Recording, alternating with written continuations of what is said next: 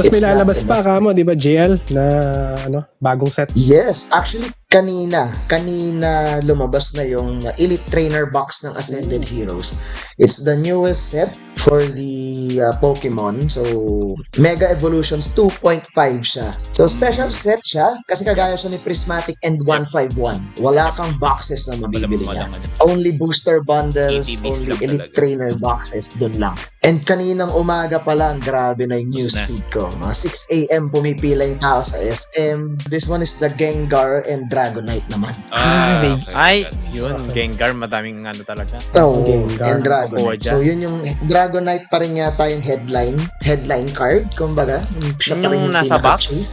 Oo, yung nasa box. So, siya pa rin. Pero kasi super collectible lang madaming Dragonite na Dragonite collectors. Oh, Super pati, dami. Na pati kahit- Gengar no? Yeah, yung Gengar yung alam Oo, kong may mahal pati na Gengar. value Oo. na So, Dragonite kanina. So, or Charizard. Ang Usually, release lagi kasi naman ng Charizard. products Oh, yung kanina. Charizard yung parang pinaka-top. Charizard pa rin naman yung yung best card, tapos Pikachu. Then the rest, halo-halo na, kanya-kanya na silang collectability. Pero since kanina yung release ng product, nakikita mo na agad sa mga groups, buy and sell groups or Pokemon groups, na nakapila na agad yung mga tao. 6 a.m., 5 a.m., meron 3 a.m., pare. magkano yung retail? Ang retail niya is 4,400. Tapos, More than binebenta sila ngayon at 6,500. Yes. Puro resellers na nakakuha. Kaya Ay, maraming galit. sayang. I mean, for Yeah. Pokemon community, ang daming galit sa scalpers.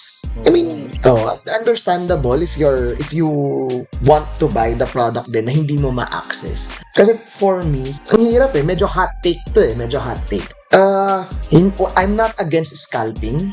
Tapos, I'm not against being mad at scalping din. No. I mean, it's kanya-kanya kayong opportunities to buy. So, equal opportunity kayo across. Alam nyo na tomorrow i-release yung products. Diba? Like bata ka, We all ganun. have, Mami, yun nga, mami. kagaya kanina. Pabili ng ng Oo. EV kasi gusto ko yung EV na yun. Kasi hindi makakabili kasi walang available na product. Yun yung Oh, yun yung parang Kasi nakakabusit. kahit tayo Kasi, gusto nating bumili. Kasi kahit tayo gusto rin natin bumili. I mean, the core, wala yatang core customer talaga si Pokemon. Well, gusto mo bata. Pero indirectly, bulk ng market mo is hindi pa yung bata. Diba? It's the young adults or the collectors of old. Yung mga bata noon na lumaki na kaya nang bumili. So, I mean, dati accessible si Pokemon. Very accessible si Pokemon. Pero ngayon, medyo wild ka. Feeling ko naman talagang non-stop nagpiprint din. Pero business-wise, I don't think na magandang decision din na sobrang i-overprint lower mo yung value product. nung card. Oo. I mean, for me kasi, ganun siya.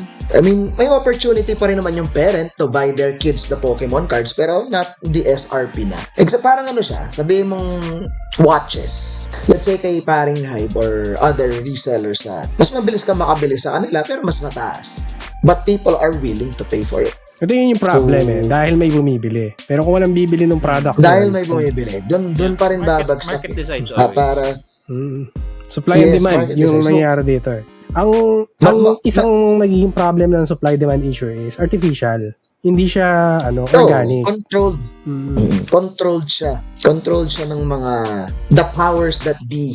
Yung mga may kaya. Diba? Lalo na kung ang daming issues lalo dito sa Pokemon. Kasi may isang shop nag-pre-order ng worth 15 million pesos. Tapos, so syempre bulk ng distributor sa kanya. So medyo madaming issues and takes. Pero para sa akin kasi as long as there's availability in the market, I mean, you try Maganda to buy. yung okay yung kapit ng- niya kung pinagbigyan siya ng gano'n or 15 million. Kasi usually pag bibili ka ng ng ganyan is kailangan allocation. yung specific allocation and kailangan bilhin mo rin yung mga products na hindi nila nabebenta para pagbigyan ka nung Parang iba-bundle nila, no? In fairness naman. ibabundle nila. In fairness naman for distributor dito sa Philippines, cross all, pare-parehas kayong makukuha ang allocation percentages. Talaga? Yes, pero syempre lamang yung may budget. Kasi yung sasabihin lang nung isang shop, order ako ng 100,000 boxes. So, mag-a-adjust yung smaller shops. Sila yung mababawasan. Kasi ang bulk niyan ng percent nasa kanila Kasi numbers game na siya at the end of the day. So, kung sino yung mas maraming budget talaga for pre-orders, Yun yung lalamang. So, nawawalan ng accessibility naman ngayon ang players ng Pokemon. Yun yung part ng ng galit or tampo. Kasi hindi naman lahat ng Pokemon buyers or collectors eh. There's also a community of players. Ang problem ngayon ng players, wala silang access ng new cards. Kasi nai-scalp Kasi palagi. nai-scalp na. Oo. So, doon sila naiinis. Instead of malaro nila yung card, nire-resell at a higher price na kailangan nilang bumili. So, doon nanggagaling yung tampo, which is very understandable. Kasi kahit dito sa Tarlac, grabe, kanina, sobrang init ng issues. Kasi, allegedly, may isang known scalper daw. Pero, I mean, I don't know na the kwento. Hindi naman siguro siya lang. Pero kasi para sa akin, I view them as resellers. Hindi scalpers. As resellers. So, may diskarte din. Yung tawag siya ng kaibigan niya, pila for me, para makabili ako ng product. Kung ano yung ginagawa ngayon sa mga US. Mga tambay sa kanto, pila kayo. Ganun ang gagawin. Oo, so ganon. Yung iba naman, ganon din ang diskarte. Sama mo yung girlfriend mo, kapatid mo, etc. Tara, bili tayo, tigi isang count tayo. Pero totoo, legit pala sa Pokemon kasi very recently lang ako pumasok sa Pokemon. At nung una, akala ko parang very exage lang yung kwento na dito lakan yan. Hindi talaga gulo yan. Nung pinasukan ko yung Pokemon, totoo pala. Ipupunta ka sa Pokemon Center, yung mga official na Pokemon Center. Usually, bibili ka, limited lang yung bibenta nilang products. Tapos, tatanggalin nila sa shrink wrap din. Tatanggalin nila. Oo, yan. Tinatanggal na nila yung plastic. Natuto na rin sila doon.